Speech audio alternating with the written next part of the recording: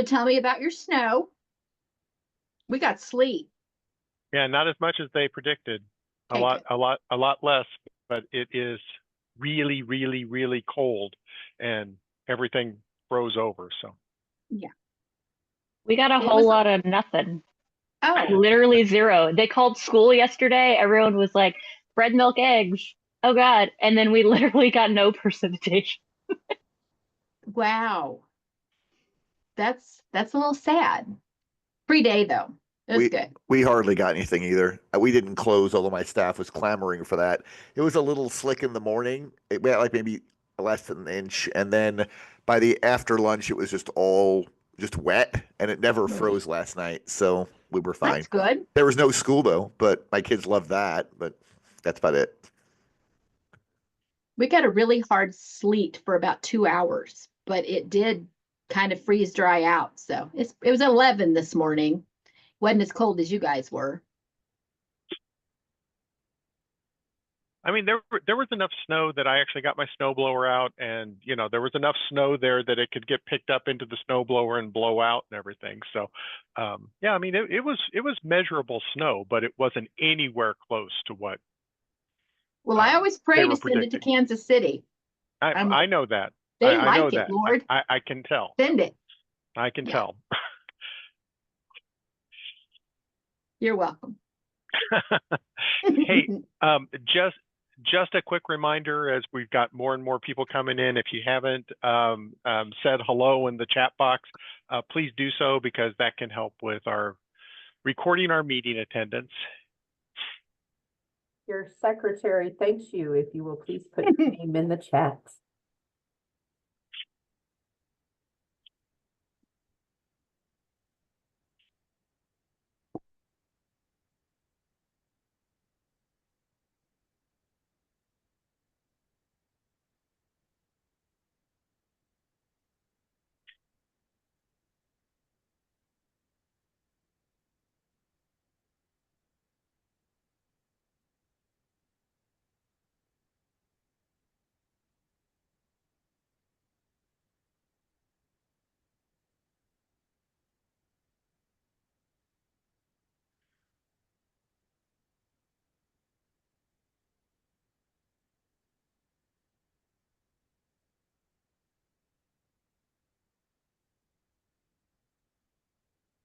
$9.59. Yeah, we're almost there. 32 people logged in so far. Oh, more people coming. More people will be coming. Tell me when you want me to start. Well, I think you should probably let's give them a couple minutes after, That's what I thought. just to make sure, and I'll just double check my inbox and make sure. Yeah, not seeing anything so far from people saying they can't get in.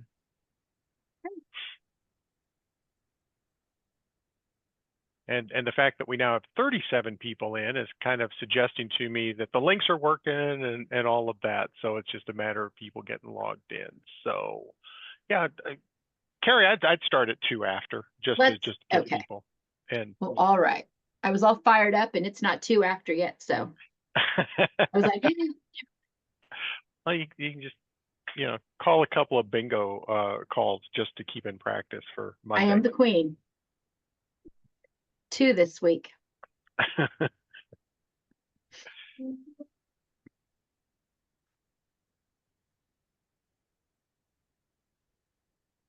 Carrie, just FYI, Tony, reports committee, told me he's not able to attend, but I have just a real quick announcement on his behalf when we get to that part. So. All right.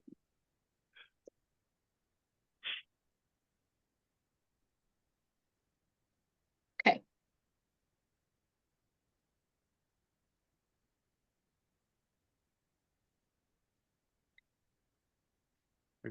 We've got AI running, we've got the recording going, we've got 42 people in, and yeah, And they're putting their name in chat. People are putting their name in chat. Thank you again for doing that for everybody, and yeah, we're coming right up on time. 10:01. Staring at it.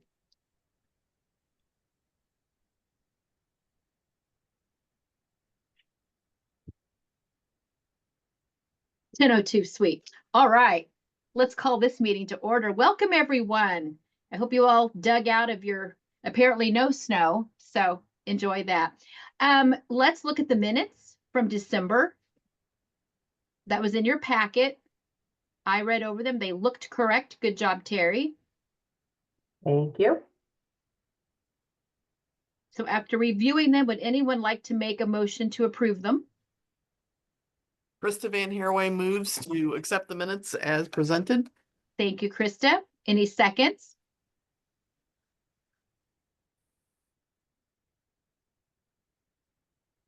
Don't be shy. This is Kathleen Gallagher, second. Thank you, Kathleen. Any discussion on them or corrections?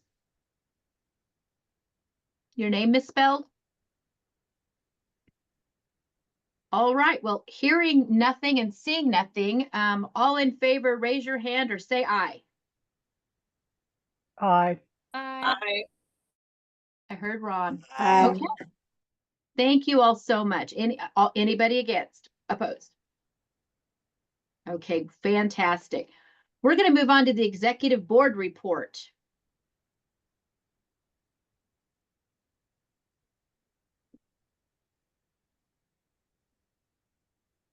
And I'm assuming the RFID pilot project authorization has got my name on it, but Steve's going to explain it. That's the way we do it. So How we delegate. just to make sure everybody is seeing, knows what we're talking about. I'm not going to leave this up. I just want to make sure that you see it, and so that you can identify it from what you've seen in the packet. So this is the memo that kind of outlines what it is that that's being asked, and jumping down here to the bottom line, that there is a recommendation kind of coming in the form of a motion, and I'll let Carrie verify that she is actually making this motion to authorize Poplar Bluff Public Library to execute a pilot project to permanently affix RFID tagged items, tags to items they receive for resource sharing on a trial basis for no longer than 12 months. So let me stop the share.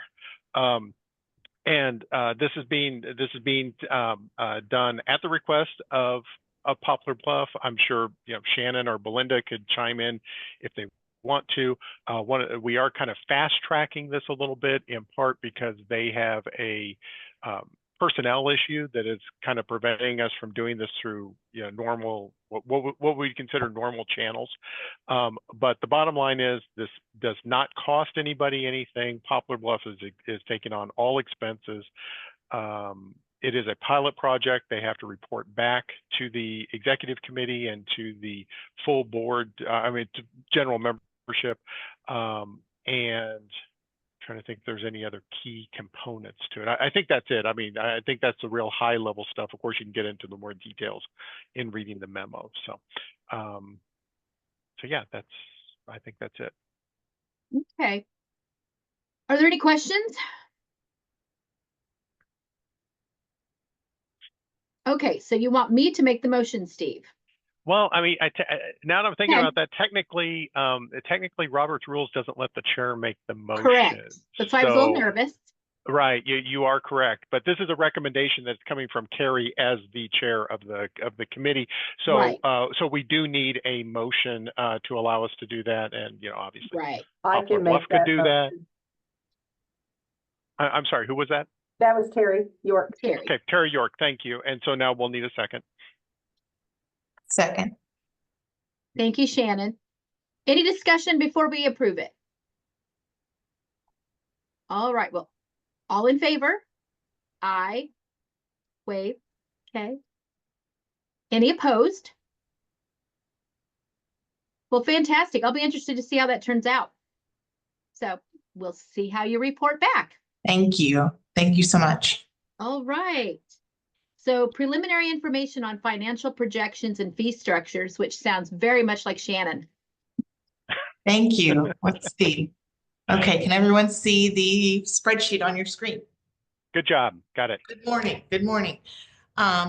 We've spoken in past general membership meetings that our current Missouri Evergreen fee schedule ran through 2025. So that we needed to put together a new membership fee schedule to start FY 2026. That will happen September 1st of this year.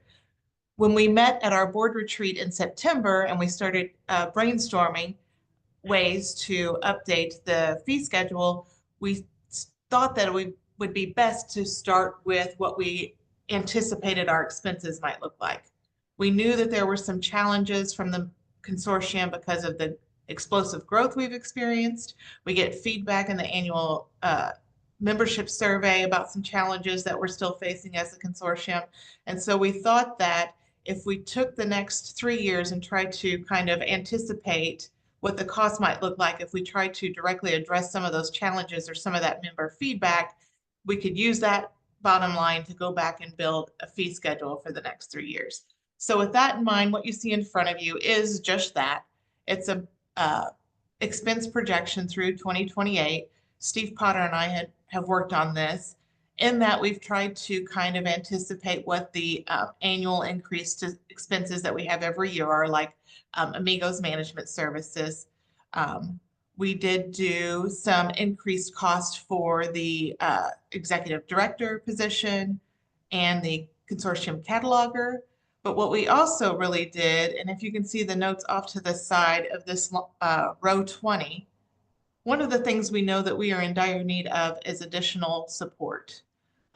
We have the contracted executive director position at 20 hours per week. We have the full-time consortium cataloger who is now an employee of Missouri Evergreen. And then we contract services with Mary Kay Emmerich for migration support. But we still need things like training support, more support on the circulation end of things. Rhonda has been running the CERT committee for many, many years, and she does a wonderful job, but she also has a full-time job on top of the work she does from Missouri Evergreen. So she could really use some extra hands with the circulation committee and different circulation issues that arise or challenges that we need to work through as a consortium. We also thought it might be nice to have a local sysadmin where we could ask the consortium members, the board, the committees could reach out to that person to help walk us through things when they're maybe a little bit above what our local staff have the expertise or the skills to handle, but maybe it's not something that needs to go to Equinox through a support ticket.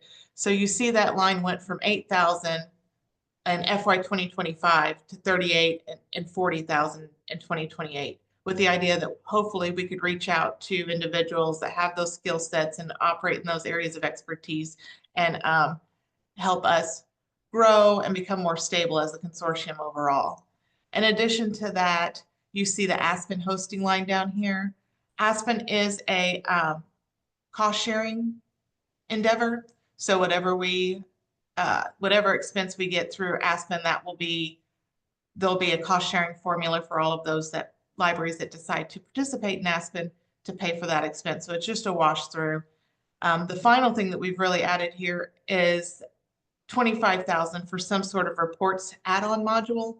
Reports continue to be the weakest part of Missouri Evergreen. It continues to get the weakest satisfaction overall scores in the annual membership survey.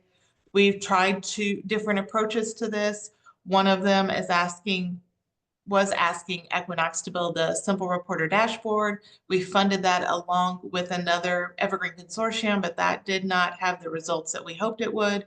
So we're looking at adding a third-party add-on that would help bring a better reports module to the membership.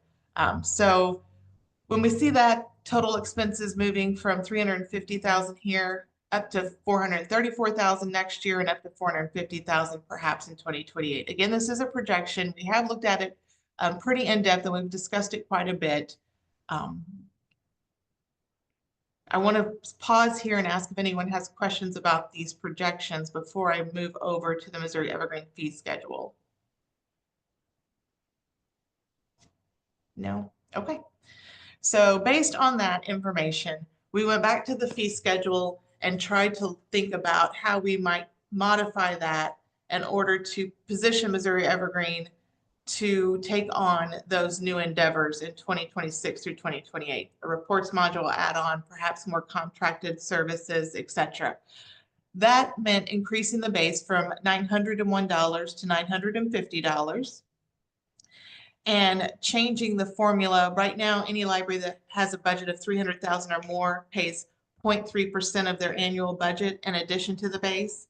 And in this suggested or projected fee schedule, that would increase from 0.3% to 0.35%. And so I'll kind of scan through here. Hopefully you can see your library as we go through it, and you've had a chance to review and see the change. What we have in the gray column is what you paid FY 2025 actual. And then in the orange column, it's a difference in what you would see if we moved forward and approved this fee schedule, the difference you'd see in your FY 2026 Missouri Evergreen fee from what you paid in FY 2025. And getting down to the bottom line, that's an increase of almost $38,000 to the membership fees revenue line over 2025.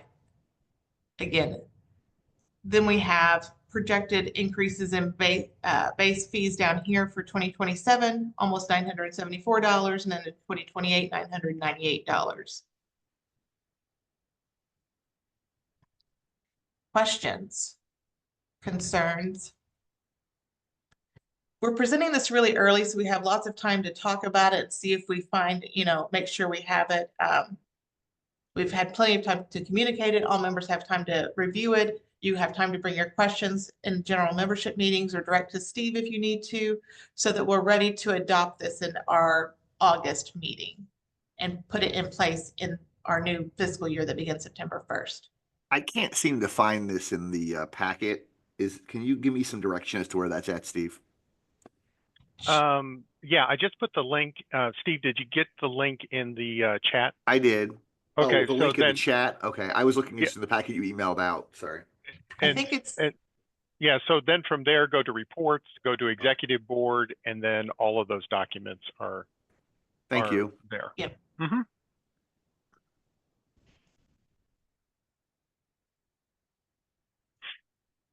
Okay, thank you very much. I appreciate that. Okay, let's get to the executive director report. Thanks, and let me just add just a second to what Shannon was talking about. I mean, obviously something like this, the money and the long-term financials and all that, big deal. And that's one of the reasons why Shannon and I have been trying to get on top of this and in front of this. This was not a budget proposal. This was not a fee proposal.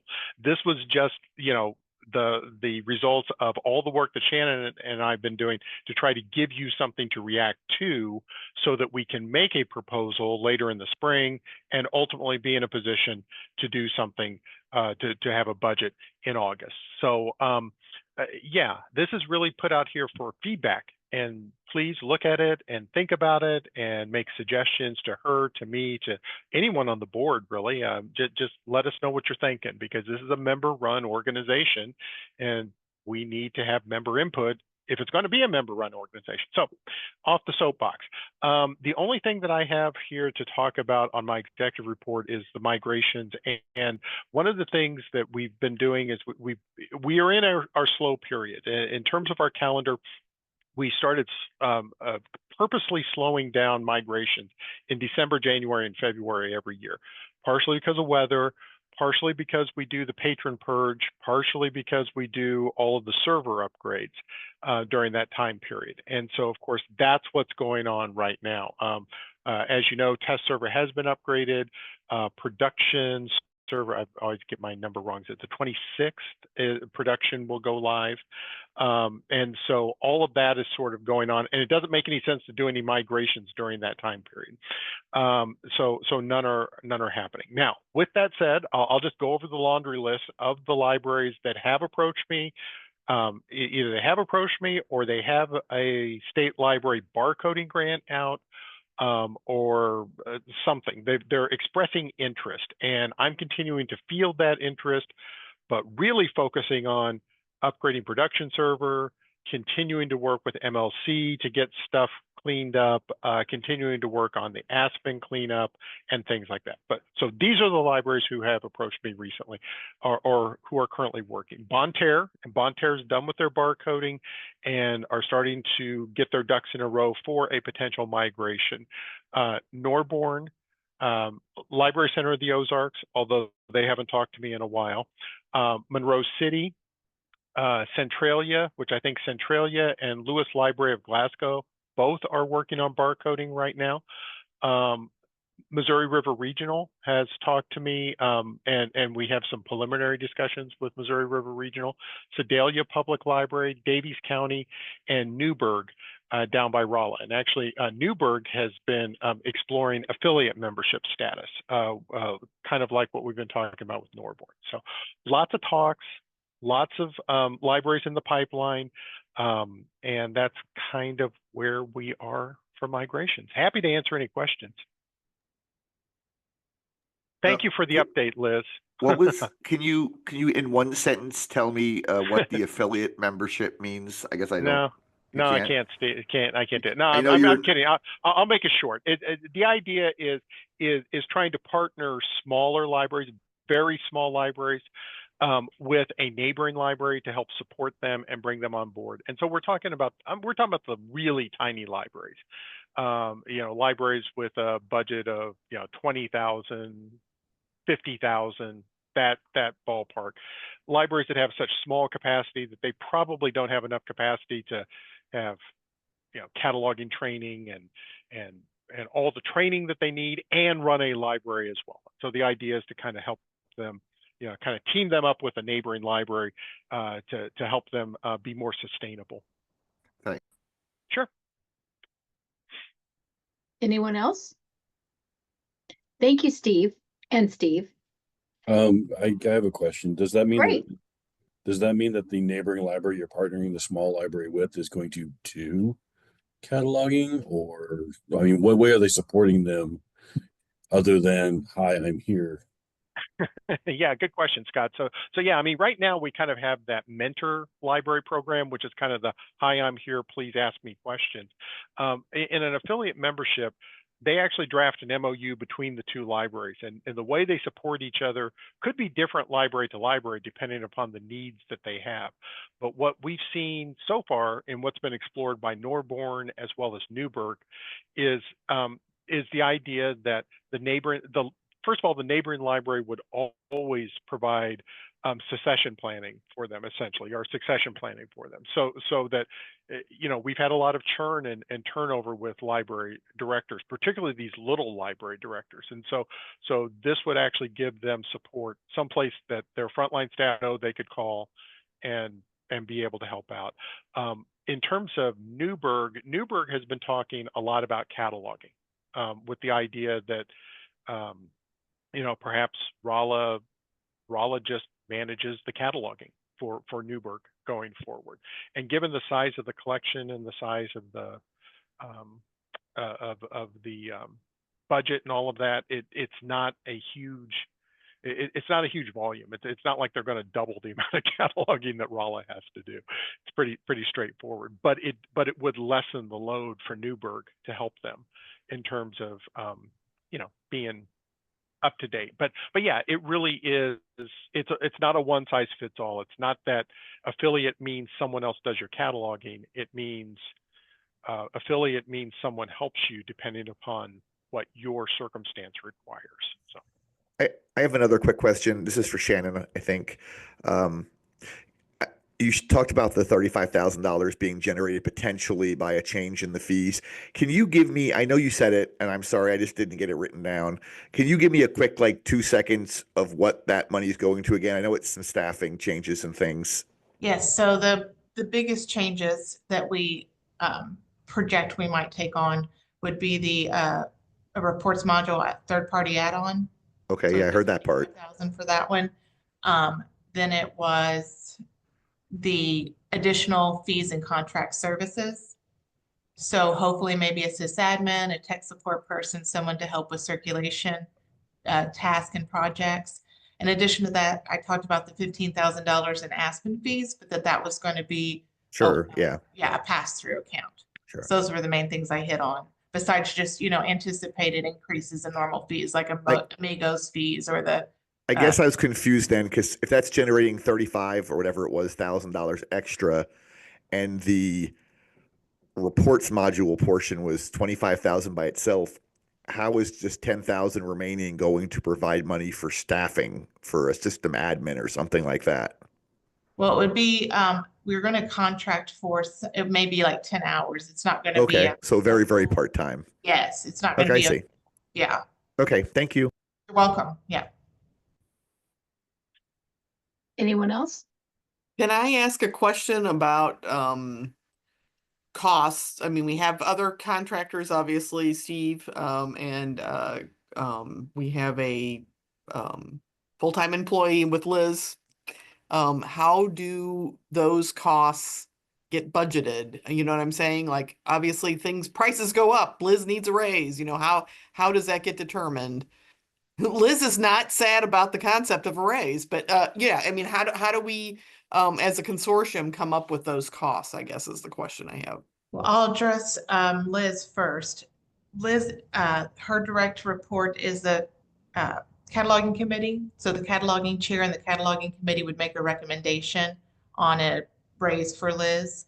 As far as contracted services, I think that would come from the board recommending a budget to the consortium and then mentioning, or if we place a raise for the executive director, let's say, or, really in that instance, it would be an increase in service fees because those aren't employees, they're contracted services.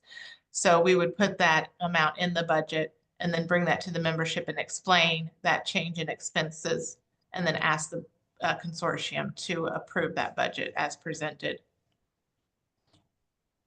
I think that's right, Steve? Yep. Yeah, and this is our first year with an employee, so we don't have something like a built-in schedule, salary schedule or anything like that. But with the contractors in the past, what happens is each of the contractors actually negotiate an annual contract, and part of that is an hourly rate or a service rate, depending upon which one we're using. And all of those are, it's a matter of negotiation. But all of it is ultimately brought back to the executive board makes a recommendation to the full membership votes up or down. So right, I mean, I guess my thing is we're talking about potentially new contractors. There's like several things that got brought up that need help and things like that. It's like could be a variety of people and a variety of costs, and a part-time situation for somebody who's maybe doing this for a different consortium or something like that. So I just was wondering how, I mean, you could get somebody that agreed to do that for 1 year and then, yeah, just trying to figure out in my head. It's not like having an employee, you know what I'm saying? Yeah, that's true. There is a little bit less stability maybe with contracted services than with an employee. But I don't know about you. Sometimes I'm not getting my employees to stay for a year. So, I think it's just the best you can do. Oh yeah, no, totally agree. We are having that same issue. There's no guarantee anybody's going to be here next week. So right.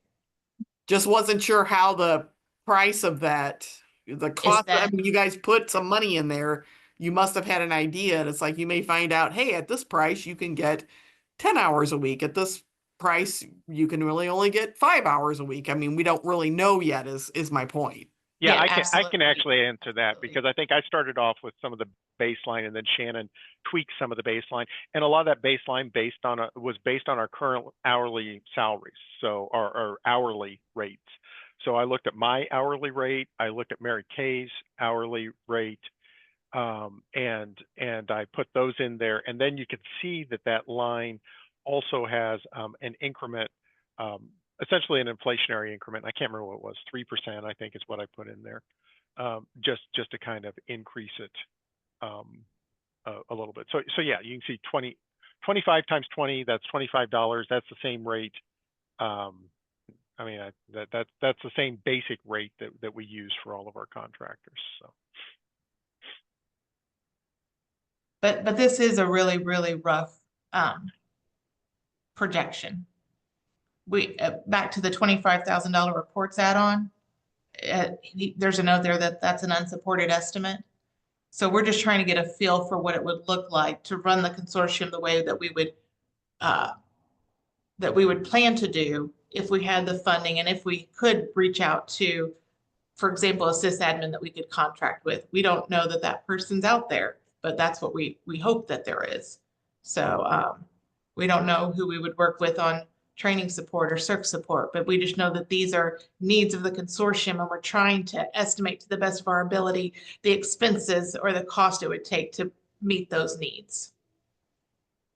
Okay, thank you for indulging me, you guys, because I really don't have any idea about this, but also the reports dashboard, you know, putting some money in there to try to improve that. That's a developer, right? And do we have a list of developers who have worked before? Is that something that we contract with a specific, you know, we already have something in place, or you know, is it open? I guess that's another question. Is it open, you know, to have potentially any developer come in and work on it?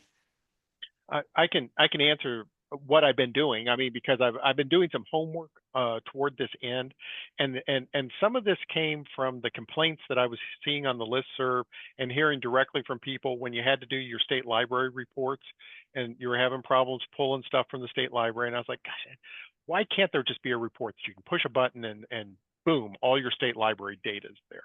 And so I started talking with a couple of people that I know that do library data work. And by people, I mean companies, Orange Boy and Library IQ. And so I've made it extremely clear to them that I'm out on a limb. I am doing research on behalf of this consortium, and we have no authority to buy anything.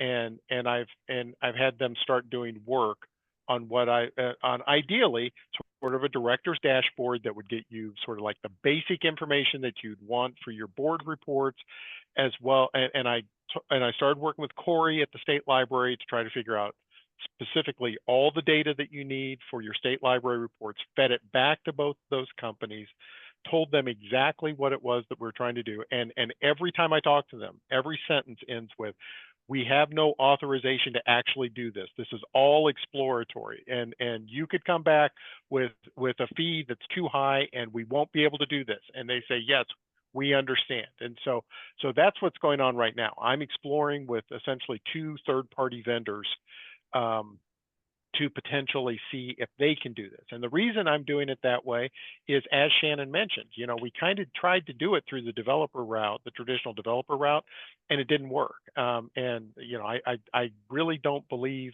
in doing the same thing over and over again and getting different results. I think if you do it once and it fails, there's probably a reason. And so maybe you should look at a different way. And so that's what I'm doing. Ultimately, I will report back everything that I'm doing to the executive board. The executive board at that point may quash it, and we may never see it again, you know, for one reason or another, which is one reason. And I just started doing this. I mean, I started working on this in late December after our last general membership meeting, but as everyone was complaining about their state library statistics, that's what kind of prompted me to start working on it and gathering information on your behalf. But I've been doing this. You know, this is not a surprise to the executive board. They know I've been working on this.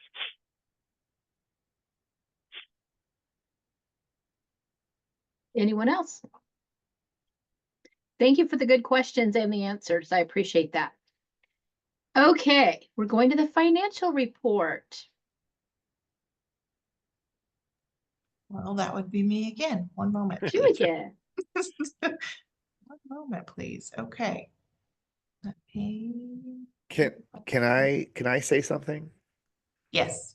Something that wasn't discussed. I know Scott just posted something about not hiring people who are already employees of, well, he said specifically MEC libraries, but I know that my staff in the past has been contracted to work.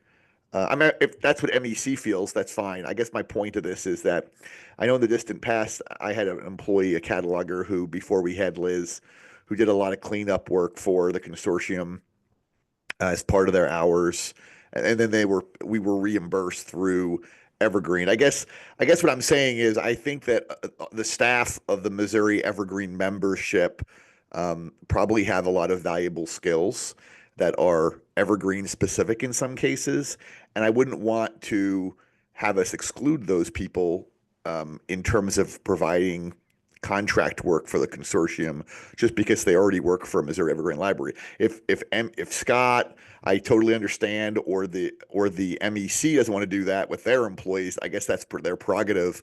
But I don't think it's something that I would like to. I wouldn't like to prohibit that necessarily from every library just automatically.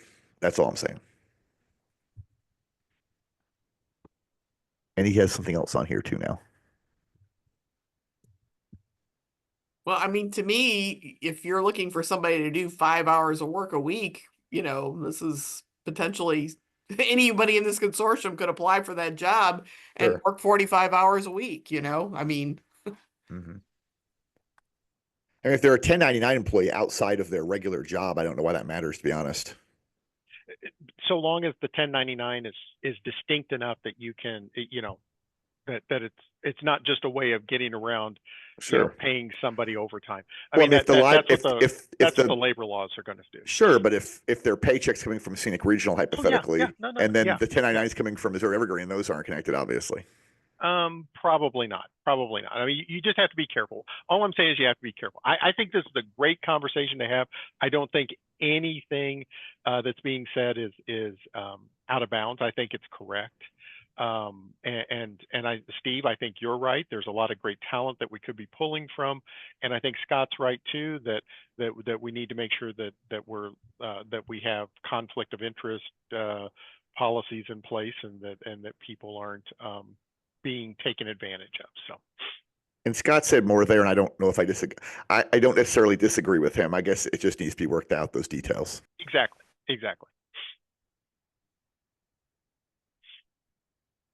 Okay, I'm going to launch into the balance sheet and the profit and loss statement. These financials that went out in the membership packet are through January 31, so that's about 5 months into our fiscal year, so about 41.6% of the way through. The document in front of you now is the balance sheet. As you can see, we've got about $230,000 in our checking account. Our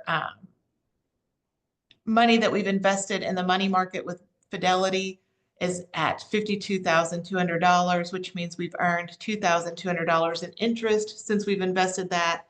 That's been invested for about a year. We're earning almost $175 a month in interest on that money market. In addition, you see $51,000 in accounts receivable. So those are invoices that we've sent out to members that have yet to be paid. So you get down to the bottom line, and we're sitting at about just under $335,000 in equity. Any question about the balance sheet before I go into the profit and loss statement? No? Okay. So let's go into the year-to-date profit and loss statement. So starting with our year starting September 1, running through January 31st, look really good on the revenue line. Just something of note, we've moved away from archive, so we're going to try to change these lines to say things like cataloging authority control versus naming the line, the vendor name that we're using at this time. So this amount that we'll collect in Marchive dues will actually be however we break up cost sharing for Backstage at the end of the year. We still have about $110,000 to receive on the LSTA grant. And of course, we'll receive that mid-year and then after the fiscal year wraps up. All the expenses look really closely in line to where they should be this far through the year. As I said, we should be seeing our expenses around 41.6%. One that is really out of whack is the state unemployment figure. And Steve is working with My HR Pro, which is the company that runs the payroll for Missouri Evergreen, to try to investigate what's happening in that line. And we'll report back as soon as we know more. Other than that, you see a little bit of an increase here to Equinox hosting and support. part of that is going to be monies we've paid for the Aspen pilot project and monies for the Backstage Authority Control project. Before we paid Markive directly for authority control, moving with Backstage, that will be managed through Equinox and invoiced through Equinox. So there will be a little bit of an adjustment to the budget later in the year to account for that. So we're still in the black by $88. I call that a win for the current year. Anyone have any questions? No? Okay, thank you so much. Okay, so is this a voting item, Steve? I don't think we've normally voted on financial, and it doesn't, it's your pleasure, Madam President. Okay, well then, we'll just move on then. Okay. All right, we'll go to committee reports.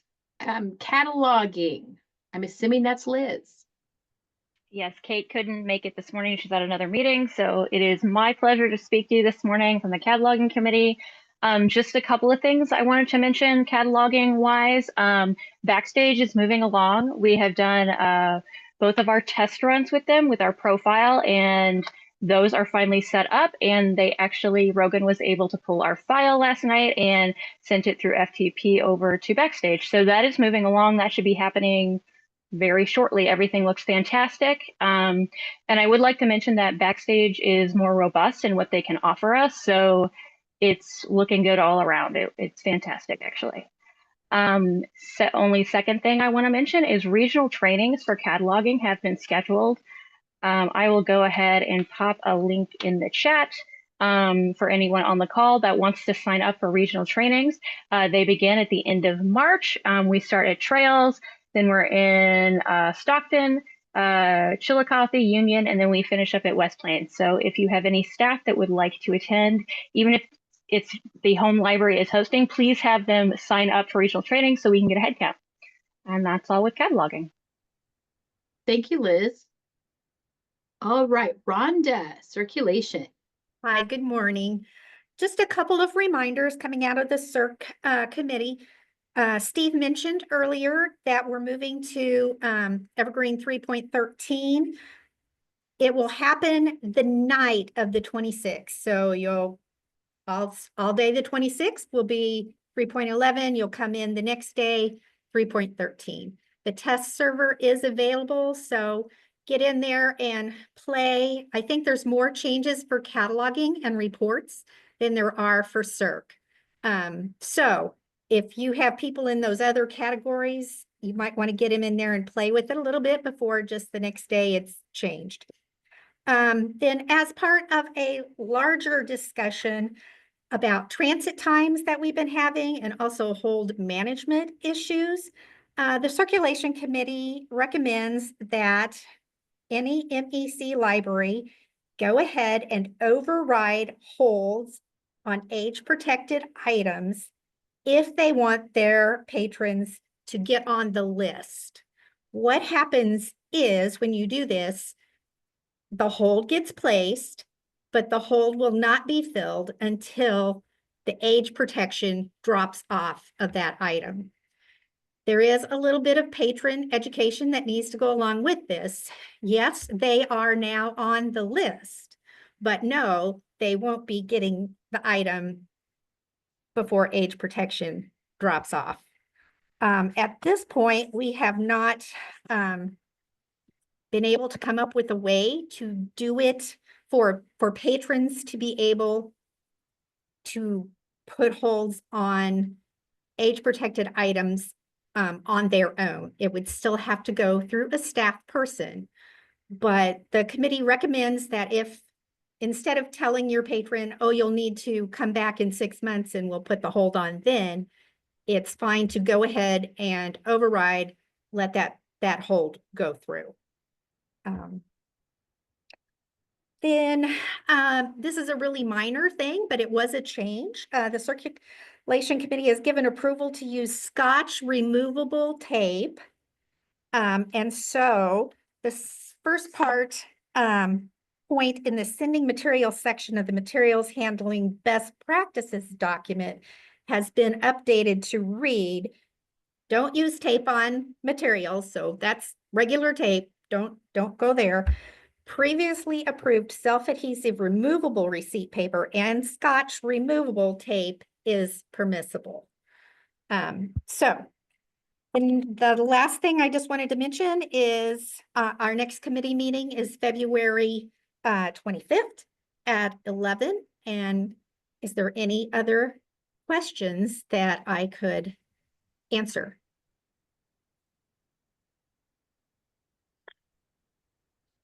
Rhonda, I want to make sure you see the question in chat. It says, so if a library wants to empower patrons on making their own holds, we need to start reducing the length of or removing age protection.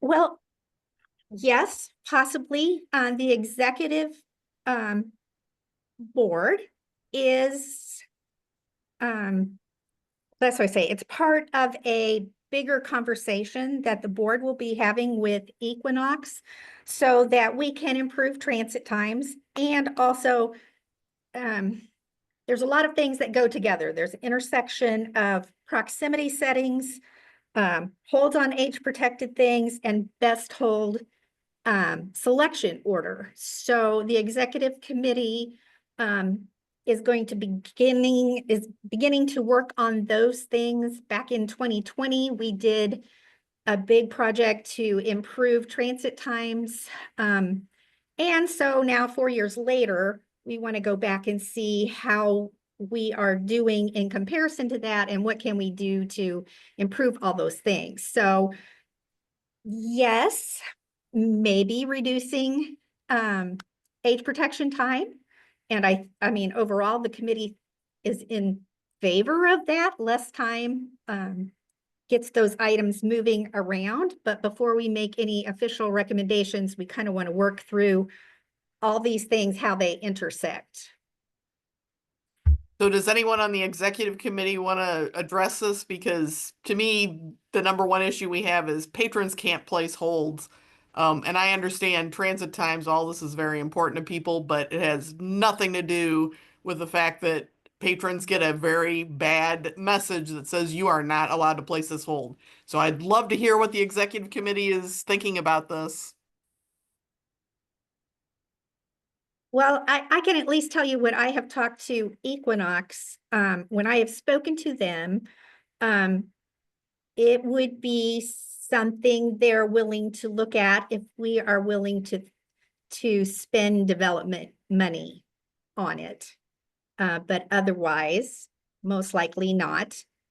From what they have said so far, that does not say that as we continue conversations, that answer will remain the same.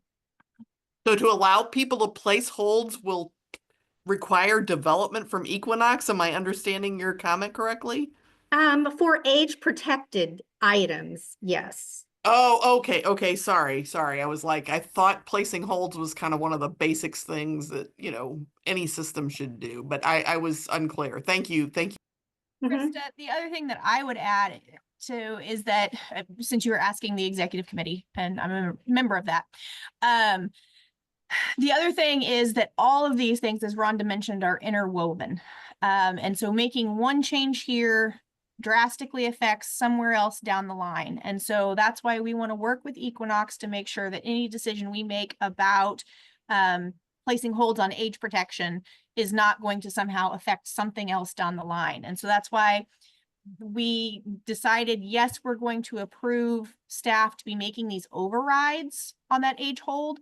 But again, like you said, it does not help patrons wanting to be able to place a hold, but it's at least giving your staff the authority and the ability to put your patron on hold for that item until we're able to determine what is going to look like going forward. How do we fix this permanently so that it doesn't break the entire system? So I'm not trying to be difficult, I swear, but I don't understand how it affects transit times. If placing holds on items with age protection doesn't actually move an item any sooner. All it does is put them on the list and give them a better message so they know that they're waiting for it, but it doesn't actually move the item until the age protection is over. So why does that affect transit times? That in particular does not affect transit times. But all they're all interconnected, and it's difficult. I mean, just it's difficult to explain. I wish I could do it better, but questions have been brought up about, best hold sort order, the age protection thing, and this other. And since they are all interrelated, we wanted to look at it globally as the whole piece, as opposed to just one thing. And like Katie said, see how we can address the issue to the benefit of Missouri Evergreen as a whole.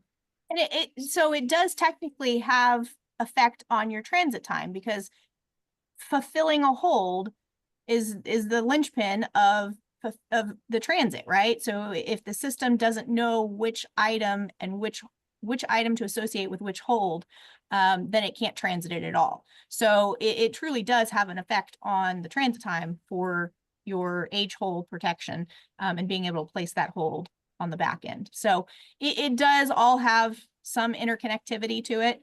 It's just very convoluted. I agree. I think it's a weird system, and I don't know why it's not working how I think it should work. But I also don't have the technology expertise to be able to explain it or fix it.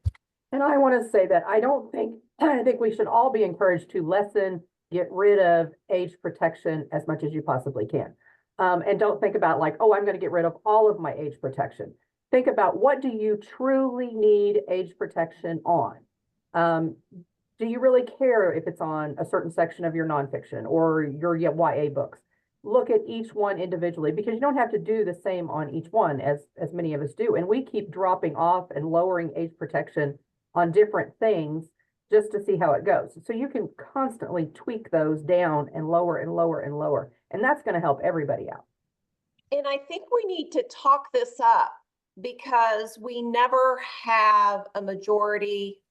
It doesn't seem to me that we have a majority of members at these meetings. So there may be plenty of libraries who don't know that age hold protection makes many of us crazy. So I wish we had is there a way that we can communicate this encouragement out to libraries who do not participate in the general meeting, which is where this continues to come up? Well, we have discussed it in the circulation committee meeting. So those libraries who are going back, if they can't attend, and go back and watch the video or read the minutes, would have it. It could also be something that we could bring up again. Our next committee meeting is coming up quickly, so I can certainly put that on the agenda again. And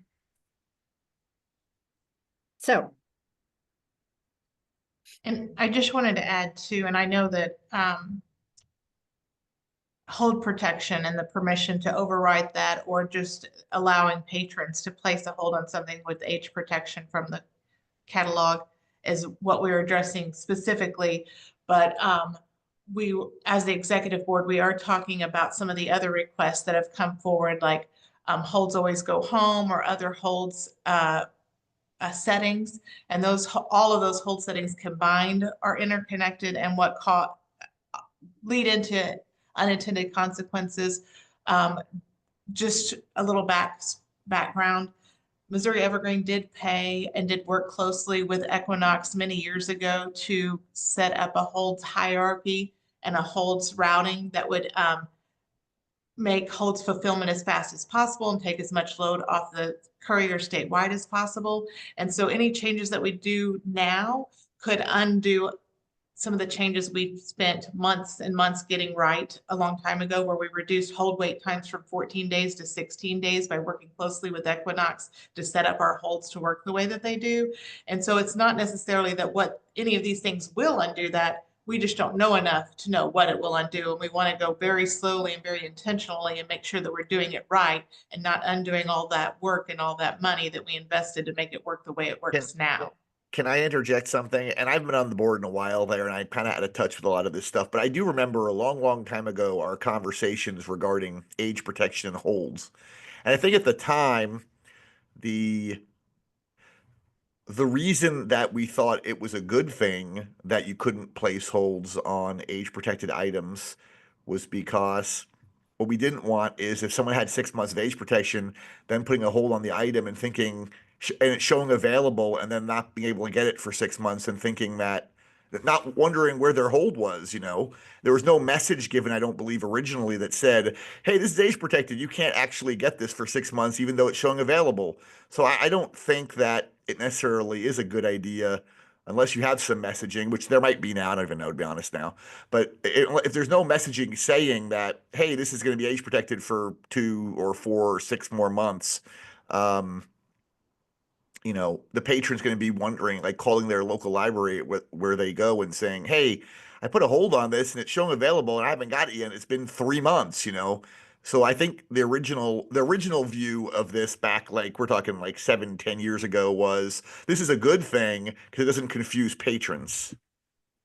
I'm sorry, Steve, but nothing confuses a patron more than seeing an item in a catalog and being told they are not allowed to put a hold on it with no explanation, with a very aggressive thing. Sorry, you're not allowed to put a hold on it.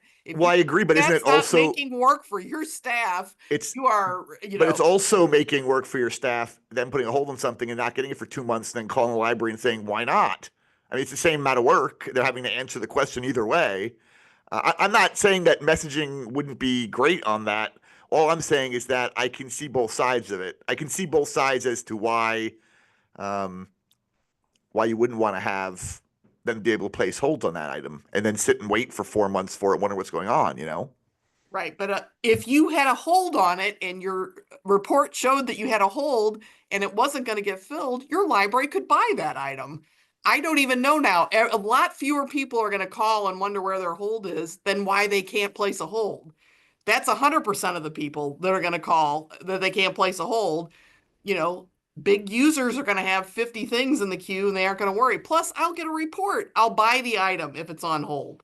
Like I said, I can see that side of it too. I can see both sides, is what I'm saying.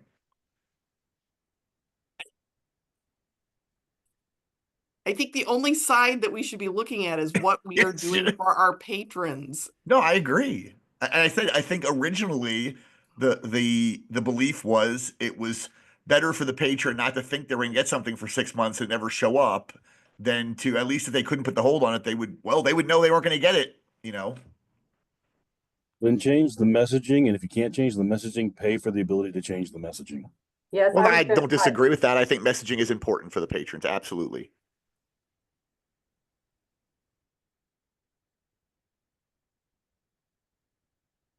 I think part of the executive board's goal with any change that we make is to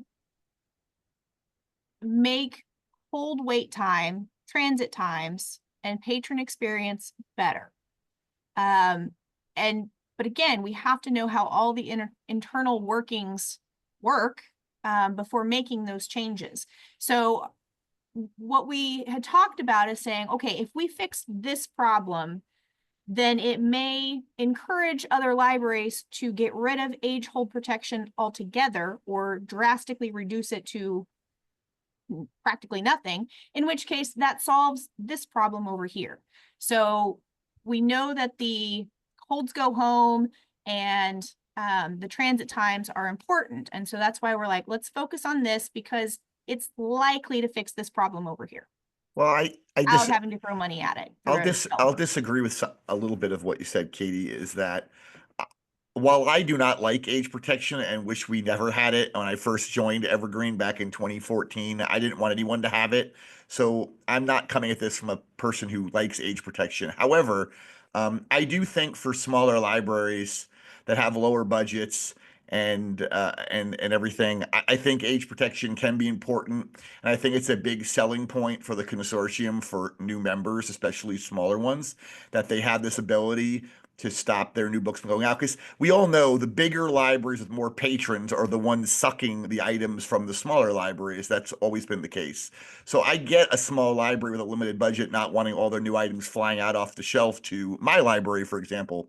So even though I don't like age protection, I understand that need for it. So I would rather, I'm torn between wanting to advocate for libraries to get rid of age protection when I know it's important for the smaller libraries versus the other option, which is just better messaging. I agree with the MLC members. I'd kind of prefer better messaging, I think, for that instead of encouraging everyone to get rid of their age protections. I don't think that's practical for the smaller libraries. Steve, do you have any evidence of what you just said as far as like data on any of that? Oh yeah, I don't have it like handy right now, but I've looked at that data before. Absolutely, yeah. I mean, I think that's the case, and you could talk to. I know Colleen Knight and I have talked about this before. Generally speaking, and somebody else who was in Illinois, I can't remember who it was, but generally speaking, when you have a consortium with a bunch of members, it's the bigger libraries pulling more items from the smaller libraries. I mean, I think that's. I think if I can find the data, I have the data. I've seen it before in my hand. That seems to be the case. I'm a smaller library, and I can tell you that after we lifted age protection off of certain items, when they go from processing, they get scanned, they immediately leave my library without ever seeing the shelf and may be gone for quite some time before they do see my shelf. And it is usually to a lot of the larger libraries. And I mean, that's just my anecdotal experience from what is actually does happen. The person in Illinois, I think, was Pam Klipsch, to be honest, now that I'm thinking about it. And I know that Colleen Knight, who is from Georgia, and I had talked about the same thing. I mean, the data is not hard to find. I mean, I think I would be willing to wager a pretty good sum of money to say that if we pour through the data, even of Missouri Evergreen members, we'll see that the larger libraries are pulling items from the smaller libraries in a larger quantity. And I just want to say that I think every one of your points is something that needs to be addressed. The messaging, the fixing that patrons can place their own holds. I think all of these need to be fixed, but they all interact with each other. So the process of which one is first we don't know yet. That's up to Equinox to tell us which way to do it to get it done the best. We want everything to move efficiently and effectively through the organization. And I do think, as Steve said, you do have to have the smaller libraries. I was on the board from the very first board of Evergreen. And that was one of the biggest things is they did not want to see their books leave their shelves. And so that is something you almost have to have for the small libraries until they get used to it. And that's what I said, as you have been in the system for a while, start looking at, are my shelves still full? Yes, they are. I can lessen my age protection on this. But a lot of that happens after you get in the system and you start seeing how it actually truly acts with your collection. Well, I would love to see actual data. I don't care about any other consortium. I care about the one that I am a member of. So if we can get that data. Well, Scott says right there that he sees the effect of the bigger libraries pulling from the smaller ones just within the MLC. And I said as well. And I think if you ask a lot of the small libraries, you'll see that if they have removed a lot of their age protection. It would be lovely to have actual data and not anecdotal information. No, I agree. I think that's easy to obtain, really. A question that I have that may address some of this is 6 months too long for anything to be put on an age hold protection? Can we look at, instead of having, right now we have 1, 3, and 6, can we look at having 1, 2, and 4? Because on some of my bigger authors, I would like to keep the books longer than 3 months to have them on the shelves, but 6 months I don't need. So is it just our length of time for hold protections are getting too long? And as we reduce those, take it down to a 1, 2, 4, and people see they still have books on the shelves, maybe that allows people to release that tight hold on it. Because I'm not using 6 month hold on much of anything anymore. I'll be down in about 5 or 10 more minutes, but you can go ahead and start. Like if you add options, then like you don't need to get rid of the long options to add another shorter options. And then the thing to do that would not be ruling from a top and forcing a change would be to say, let's revisit on a regular basis with all membership the benefits of reducing age protection, and so they can wiggle it down as they get comfortable with it. You don't have to get rid of 6 months, I don't think. The only thing I said to get rid of the 6 months was as long as that option's still there, people are going to be using it. The thing was brought up about I think Mary Beth brought up, we never seem to have a majority of the libraries in this meeting. That's a choice they're making to not be involved and not be informed. At some point, I hear what everybody's saying about we have to make sure that all of these parts, we don't fix one thing and break the system, because we have done that before. But I think if we take away that 6 month, we do it in a large body like this, not in cataloging committee, or not in CERC committee, not in exec board, but we do it in the general membership meeting with a notice that we're going to be voting on it, then I think I'm seeing a lot of people, are saying that 6 month is getting to be too long.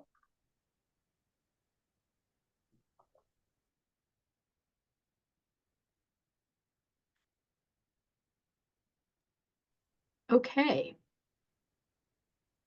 Good discussions. Very much so. We are going to talk about the users conference coming up, but I want to address something that Scott said. Hopefully you all are coming to the users conference. This is a lot easier to talk about in person. And we get a lot more out of it when we can talk about it in person in a group. So I'm hoping that you all will come to the users conference. Rhonda, were you finished with your report? Okay, thumbs up. We were going to go on to the report. And Steve, you had something for that. I do. I spoke with Tony, didn't really speak with Tony. I got some email from Tony this morning. And as you might remember, the reports committee meets in the afternoon following general membership. So if you're ever interested in things going on in reports, Tony is always interested in having more people visit with him about reports. But I think probably the most interesting thing, and he shared this with me, I put this in the packet. So it's in the share drive packet. So, go to the same link that I shared earlier, and you can find this in the reports section. And it's this new PowerPoint that he put together, Evergreen Reports 311, new look. Don't let it throw you. And he goes through all the differences, or many of the differences, with the new reports update in 311. So if you're using reports, and if you're using Evergreen, you probably are using reports. At the very least, go through Tony's PowerPoint. And if you have a little bit of time this afternoon, maybe set in on his meeting, because I think that could be very useful. And thank you for the previous conversation. That gave me a lot of good direction and things to be working on. And so thank you. Very much so. Thank you, Steve. CAN committee.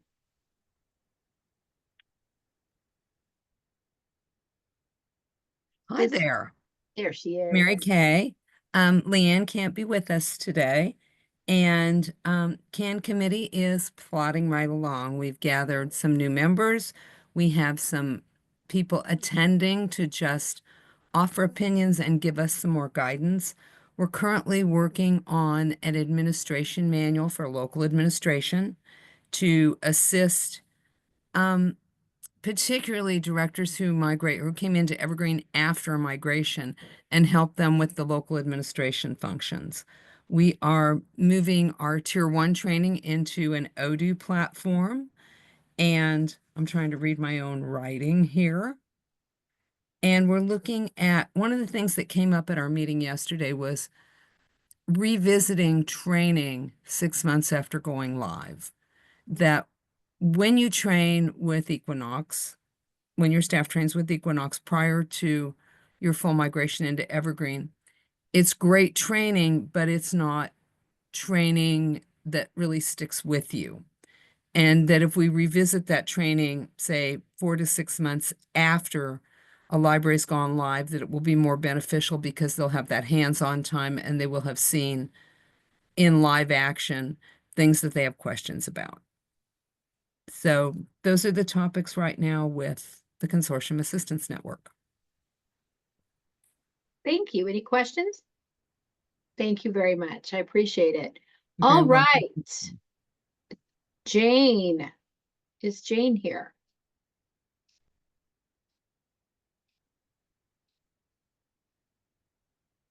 I'm gonna hover for a minute. Have we seen her? She was on the call earlier. Okay, she may have had to dive off. Okay. Well, Janet, are you here with this Missouri State Law? There she is. Here I am. There you are. So I don't have a whole lot of new information than what I talked about at Public Library Director Forum Tuesday. So this morning, Terry did send out answers to the questions about the LSTA changes. Those were sent out to PubLibDir. So for the cybersecurity, I'm just going to go briefly over them. That is mainly for the protected personally identifiable information. And he actually gave you a quote of what your policy can state. So think about that.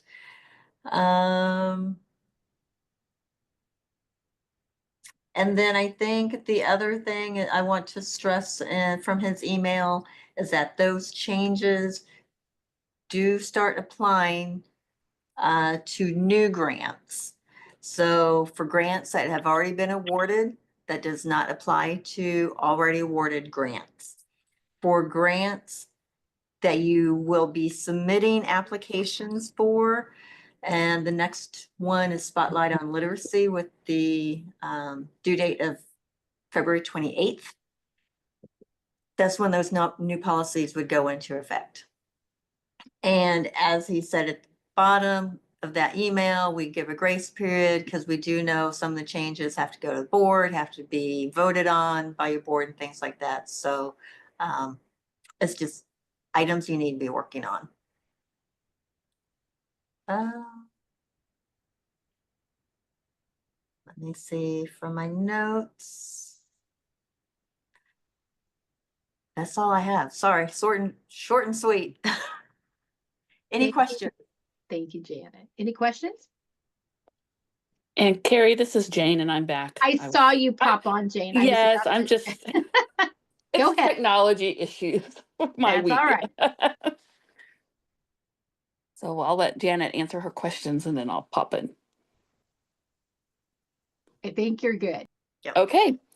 So like Janet, many of you this will be a repeat because it was just a couple days ago. I talked to lots of you at the meeting. The biggest news is we have the RFP with our Henry, our vendor. And so for people who are new, the federal grants require us to go to bid every 3 years. And so this is our bid year it will be starting for July 1 for 3 consecutive years. I sent the RFP to 5 vendors. They have till the end of the month to get their bids back. I've had some encouraging people interested in it, so maybe we'll get more than 2 bids like we did last time around, which would be great. So stay tuned. Maybe when I see you all in March at the user conference, I'll have some update. Maybe not. That's kind of about the time we should have an update though. So I'll let you know what I know at that point. I am traveling down the I-49 corridor on the 25th and 26th from Kansas City. So if you want to see me, or you'd like to see me, or you have something to show me, or you would like me to bring you things, totes and bags, let me know. And I will plot you in my map and come by and see you all. So again, that's Tuesday the 25th and Wednesday the 26th. Stats, it is, what day is today? The 12th. We still, no, it's the 13th. There are still a few libraries, I don't think any of them are here though, that still don't have their stats in. And so just a reminder that stats are due on the 5th. And we don't get too grumpy till like the 8th or 9th, but we use them for all kinds of things. And just for example, all of the stats, or the estimated stats for the current year, went in the RFP. So it's really important to keep these, we do nag you after, I don't know, the 10th. So, and Steve had brought up at the meeting on Tuesday asking if we sent it to directors. And Steve, I did get a confirmation from Katrina starting around on the 10th when we have to send any follow-ups. They do go to the director as well as to who we have as an ILL person. Bags have been ordered. They should be in the next couple of weeks. So right now, lots of you have sent back extra bags. And so we have a pretty good bag supply again at the library, or that we can send out to the libraries. We also have totes. Just a reminder, when we send totes, we only send a couple at a time. Doesn't mean we can't send you 6. It just means we won't send you 6 in one shipment, because that takes up a lot of room on those courier vehicles. And so if you want 6, Katrina would probably be letting you know, like, we sent 2 today, we'll send 2 in a couple days, we'll send 2, next week. Let's see. We are, Janet, this is the time Janet and I spend a lot of time together with libraries for next year's the grant. And so eligibility all comes through the state library. So they will be looking at that. I will be making suggestions I think based on stats, if you need to increase or decrease a day. Of course, all of that's a little bit on hold because we don't have the quote yet of what the price will be for new stops, which is what that RFP will show us.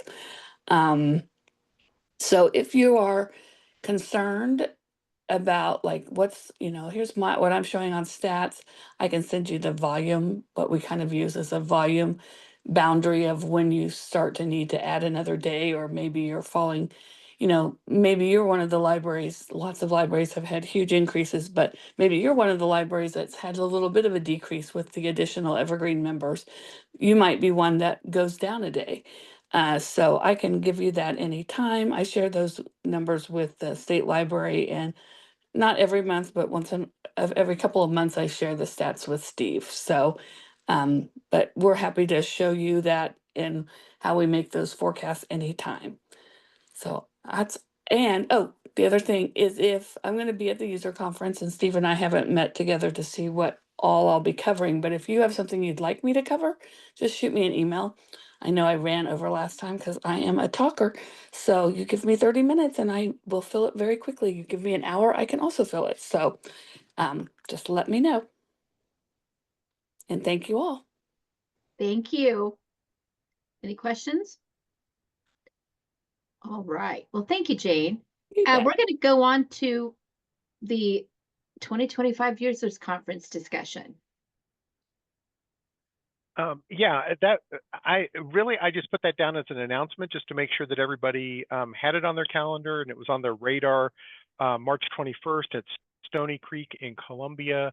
The URL for the Users Conference is really unwieldy, so I have a tiny URL, a shortened version that I just put in the chat.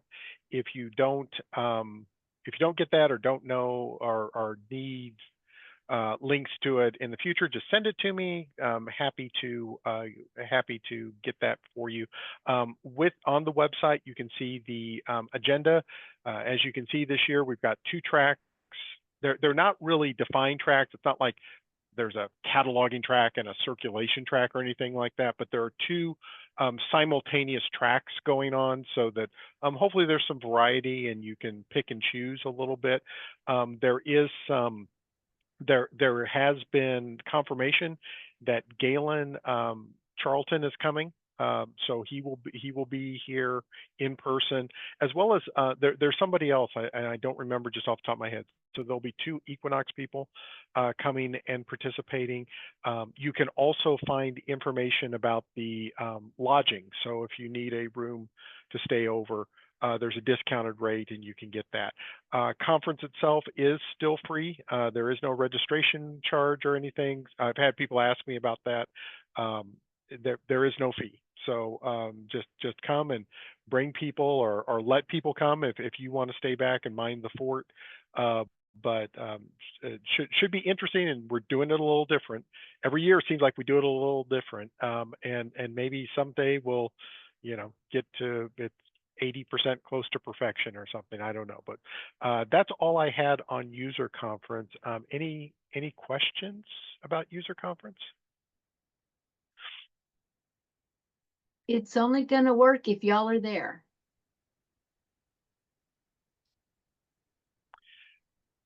So, Okay, hearing none. One more thing, Carrie, I messed up on the financial. And completely my fault, not Carrie's fault. I conflated this with another organization, and because we don't do an annual financial audit or financial review, we do need to approve financials at our general membership. So, my bad. I'm sorry. it's okay. I knew there was an asterisk by it. You were right. It was not Okay. at your pleasure. You were right. Yeah. Okay. Well, before we get done with this, would anyone like to make a motion to approve the financials as presented by Shannon? This is Terry York, and I will do that since I've got it brought up in the minutes here, and I can type that in. Thank you, Terry. Would we have a second? Sue Lightfoot seconds. Thank you, Sue. Any discussion? All right, all in favor, aye, waving, whatever you'd like to do. Any opposed? Fantastic. Well, I'm perfect. We got that finished. Thank you, Steve. All right, any other matters or announcements? Okay, our next membership meeting will be April 10th. And hopefully we'll see you all there. So do we need to make a motion to adjourn? Let's do that. How about? Go for it. Go crazy, somebody. I'll make Go, a Rebecca. motion we adjourn. I saw Rebecca. Okay, who was second? Sue will. Thank you. All right. All in favor, bye. Bye, everybody.